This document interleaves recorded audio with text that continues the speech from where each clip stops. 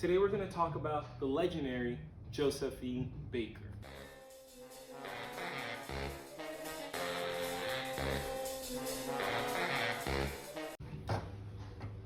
Welcome to another episode of Hidden History, live from the beautiful Nomad Hotel in New York City.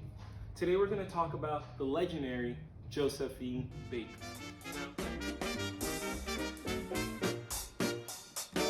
She was pointed out actually in one of the reviews as whoever she is, this is the woman whose legs have no bones, who, you know, apparently she has charisma.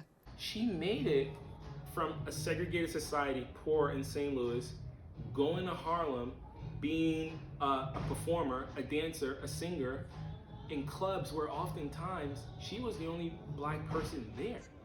Everything ultimately in American performance revolves largely around issues of race. In Shuffle Along in New York in 1921, all of the chorus girls in the black musicals all looked like they were white, but they were all black. And Baker was small, she was darker than the rest of the girls, was not considered attractive, and she already was doing her special stuff at the end of the line. So she goes to Harlem, she does that, blows up, becomes very famous, and then she goes to Europe. She sailed to Europe for the first time. What was Josephine Baker like in 1925? Josephine Baker at that moment was a very frightened girl. Yes, frightened because, you see, there were special reasons for that fright, the uncertainty. Josephine Baker was the girl who left St. Louis to come to Europe to find freedom.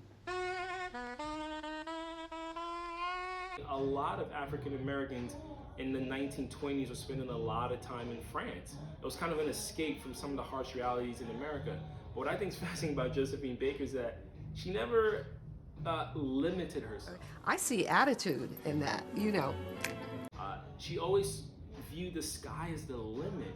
I guess my question for you is that when have there been times when people have been trying to box you in, tell you can only do this or you can only do that, but you have aspirations to do so much more? Once again, thank you so much for joining us on this episode of Hidden History, live from the beautiful Nomad Hotel. Learn a little bit more about Josephine Baker. She is fantastic. It was now 50 years since she'd first arrived in Paris as a 19-year-old chorus girl, and the show celebrated her achievement.